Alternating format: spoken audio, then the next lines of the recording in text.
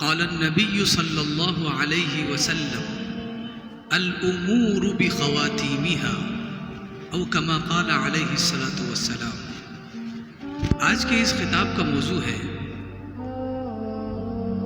کسی بھی کام کی اہمیت اور اس کی افادیت اس کی انتہا سے لگائی جاتی ہے۔ کوئی بھی کام اس وقت تک اہم نہیں ہو سکتا جب تک کہ ہمیں یہ نہ پتہ چلے کہ یہ کام کی اینڈنگ کیا ہے، اس کی انتہا کیا ہے۔ کوئی بھی کام اگر ہم شروع کرتے ہیں، بطور مثال کاروبار اگر ہم شروع کرتے ہیں تو کاروبار شروع کرنے کے بعد ہم اپنے آپ کو کامیاب سمجھے، یہ ہماری بیوقوفی ہے۔ کاروبار چاہے کتنا بھی بڑا ہو لیکن ابتدا میں اس کی تعریف نہیں کی جائے گی۔ کوئی بھی کام شروع کیا جائے تو وہ قابل تعریف نہیں ہوتا، بلکہ وہ کام کی اینڈنگ دیکھی جاتی ہے کہ وہ کام ختم کیسے ہو رہا ہے۔ اگر وہ کام کی اینڈنگ اچھی ہے، انتہا اچھی ہے، تب ہم اس کام کو قابل تعریف کہتے ہیں۔ کسی شخص کی 2 پیڑھیاں ایک ہی کاروبار کر رہی ہیں اور بہت سکسیس چل رہا ہے، 2 پیڑھیاں ایک ہی کاروبار کر رہی ہیں، لیکن وہیں پر ایک شخص ہے جس نے اس کاروباری سے بڑا کاروبار کھولا۔ ایک وہ کاروبار ہے جس کی 2 پیڑھیاں وہی کاروبار کر رہی ہیں، تو جتنا ٹرن اوور اس کا ہے اس سے کہیں زیادہ ٹرن اوور والی کمپنی اس نے شروع کی، تو کون سی کمپنی قابل تعریف ہوگی؟ وہ کمپنی جو 2 نسلوں سے چل رہی ہے۔ یہ کمپنی نہیں، جو مالیت تو اس کی بہت زیادہ ہے لیکن یہ قابل تعریف نہیں ہو سکتی۔ کیوں؟ مسئلہ یہ ہے نہ اس میں کوئی انویسٹ کرے گا، وجہ یہ ہے کہ لوگ کو پتہ ہی نہیں کہ اس کی انتہا کیا ہے، یہ کہاں لے جا کر تیرائے گا یا کہاں لے جا کر ڈبوئے گا۔ لیکن وہ جو 2 نسلوں سے کاروبار چل رہا ہے اس کو لوگ قابل تعریف سمجھتے ہیں اور پیسہ بھی لگانے کے لیے سوچتے ہیں۔ تو اسی طرح ہر چیز کی مثال ہے کہ ہم شادی کرتے ہیں تو شادی کیوں کرتے ہیں؟ اگر ہمیں یہ پتہ چل جائے کہ ہمیں شادی کیوں کرنی ہے تاکہ ہم نیک اولاد کو جنم دیں اور معاشرے کو اپنی اس نیک اولاد کے ذریعے سدھاریں، تو ہماری شادی کامیاب ہے۔ اور وہ جو شخص تھا جس نے 2 پیڑھی سے کاروبار کیا ہے، وہ شخص کامیاب بھی اسی وجہ سے تھا کیونکہ اس کا ایک ہدف تھا، اور ہدف کیا تھا کہ لوگوں کو فائدہ پہنچانا ہے، لوگوں کو فائدہ پہنچانا ہے۔ بلکہ دوسروں کا ہدف یہ ہوتا ہے کہ ہمیں مارکیٹ میں بیٹھنا ہے، جب فائدہ مل جائے تو مارکیٹ ہی چھوڑ دینا ہے۔ تو یہ دونوں نظریات میں اختلاف ہے۔ جب تک یہ 2 نظریات صحیح نہیں ہوں گے کبھی بھی ہم کامیابی کی طرف نہیں پہنچ سکتے۔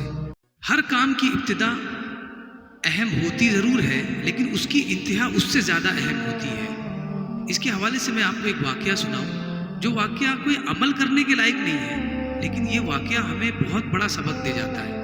آپ جانتے ہیں کہ ہم جب سبق لینا چاہتے ہیں کسی نیک آدمی کے پاس جاتے ہیں، کسی صالح کے پاس جاتے ہیں، کسی ولی کی سیرت، اس کی بائیوگرافی پڑھتے ہیں، لیکن اولیاء کی سیرت اگر آپ پڑھیں تو پتہ چلے گا کہ اولیاء نے نصیحت حاصل کی ہے کتوں سے، اولیاء نے جانوروں سے نصیحت حاصل کی، یعنی انہوں نے یہ بتا دیا کہ نصیحت حاصل کرنے کے لیے صرف انسان کا نیک ہونا ضروری نہیں ہے، بلکہ بات اچھی ہونی چاہیے چاہے کسی کی زبان سے نکلے، کام اچھا ہونا چاہیے چاہے کسی کے اخلاق میں جھلکے۔ ایک شخص تھا جو بہت ہی چالاک تھا، فراڈ کرتا تھا، فراڈی تھا۔ اسے کوئی چیز کی ضرورت تھی، اس لیے اس نے اپنے ہی علاقے کے ایک مافیا سے کانٹیکٹ کیا، اور وہاں جانے کے بعد اس نے اس سے کہا کہ مجھے $50,000 چاہیے، $50,000 چاہیے، آپ مجھے $50,000 دے دیں، انشاءاللہ میں کوشش کروں گا اور اس کو انویسٹ کروں گا، میں بہت بڑا انویسٹر ہوں، اور اس کے بعد جب مال بڑھے گا تو ہو سکتا ہے یہ 50 کی جگہ 1 لاکھ بھی ہو جائے۔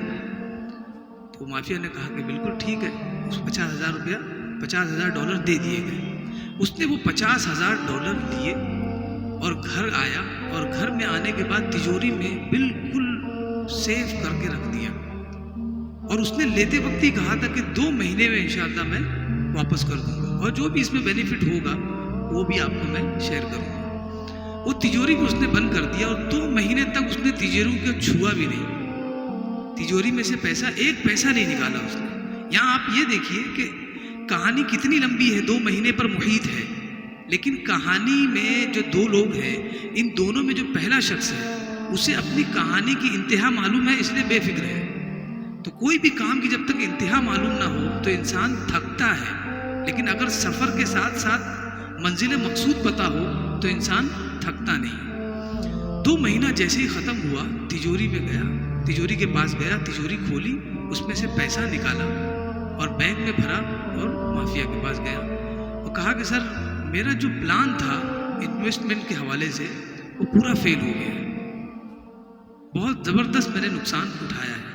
جیسے ہی اس مافیا نے یہ بات سنی، اس نے اپنا پسٹل ڈھونڈنا شروع کر دیا، کیونکہ ان لوگوں کا تو ایک ہی قاعدہ ہے کہ یہاں لوگ لینے تو آتے ہیں لیکن دینے کے ٹائم جو ہے وہ معذرت کر لیتے ہیں.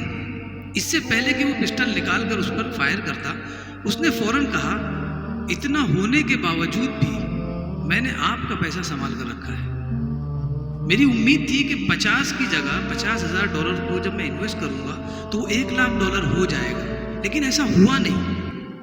لیکن میں نے آپ کا پیسہ سنبھال کر رکھا ہے، پورا $50,000 کے پاس رکھا ہوا ہے. پہلے اس نے کیا کہا کہ میرا جو پلان تھا وہ فیل ہو گیا. مافیا کو یہ لگا کہ اب میرا سارا پیسہ جو کیپٹل ہے وہ بھی ڈوب گیا. جب اس نے یہ سوچا تو اس نے اس کی جان لینے کی سوچی کہ میں اس کی جان لے لوں گا اگر اس نے پیسہ نہیں دیا. فوراً اس نے کہا کہ مال ڈبل تو نہیں ہوا، مال ڈبل تو نہیں ہوا، لیکن جو مال آپ نے دیا تھا وہ میرے پاس ہے.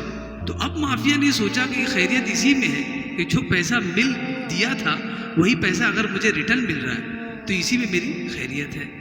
لہٰذا اس مافیا نے کہا کہ مجھے تو ایسا لگا تھا کہ یہ 50 کی جگہ 1,00,000 ملتا، اور دوسرا یہ گمان تھا کہ مجھے $1 بھی نہیں ملے گا. یہ دونوں میری امیدیں تھیں.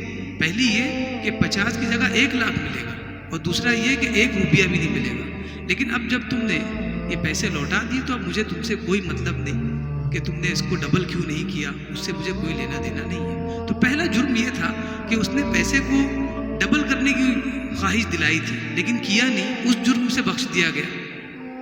اب دوبارہ چیز کیا ہوئی، اس نے یہ کہا کہ سر اب مجھے گھر جانا ہے، میرے حالت ایسے ہے کہ اب میرے پاس $1 بچا نہیں ہے کہ میں گھر جاؤں، اور میں نے اتنے حالات خراب ہونے کے باوجود بھی آپ کے پیسوں میں سے $1 نہیں نکالا. گھر جانے کے لیے کتنا پیسہ لگے گا؟ $2-4 ہزار لگے گا، لیکن میں نے اس میں سے نکالا نہیں. کیوں؟ تاکہ آپ کے ساتھ دھوکہ نہ کروں، کیونکہ اس مرتبہ میرا پلان فیل ہوا ہے. پہلے تو کبھی ایسا ہوا نہیں، بہت ماہر میں انویسٹر ہوں. تو اس نے کہا کوئی مسئلہ نہیں، زندگی میں دھوپ چھاؤں آتی رہتی ہے، نشیب و فراز آتے رہتے ہیں. $5,000 اس کو دے دیے، جاؤ تم آرام سے اپنے گھر چلے جاؤ. کہانی کی اینڈنگ میں جو کہانی جس نے بیان کی باقاعدہ حقیقی کہانی ہے، لیکن میں لوگوں کے نام نہیں بتا رہا ہوں. اس شخص نے کہا کہ وہ جو بندہ تھا جو فراڈی تھا، کہانی کی ابتدا سے یعنی 2 مہینہ پہلے سے اس کی منزل مقصود صرف $5,000 تھی. اس نے یہ سوچ لیا تھا کہ مجھے صرف اور صرف $5,000 ہی اس بندے سے لینا ہے. 50,000 کا ڈیمانڈ کیا، 1,00,000 کا خواب دکھایا، اور اس کے بعد اس میں سے اس نے $5,000 لے لیا، $5,000 لے لیا. آپ دیکھیے یہ فراڈ میں کتنا کامیاب ہوا، اور ایسے فراڈ میں لوگ کامیاب بھی ہو رہے ہیں. لیکن آپ یہ سوچئے کہ جب یہ فراڈ میں یہ تک بندی لگا کر یہ کامیاب ہو سکتا ہے تو ہم نیکیوں میں اور اچھے کاموں میں اگر اپنی منزل مقصود کو فکس نہ کریں تو کامیاب کیسے ہو سکتے ہیں؟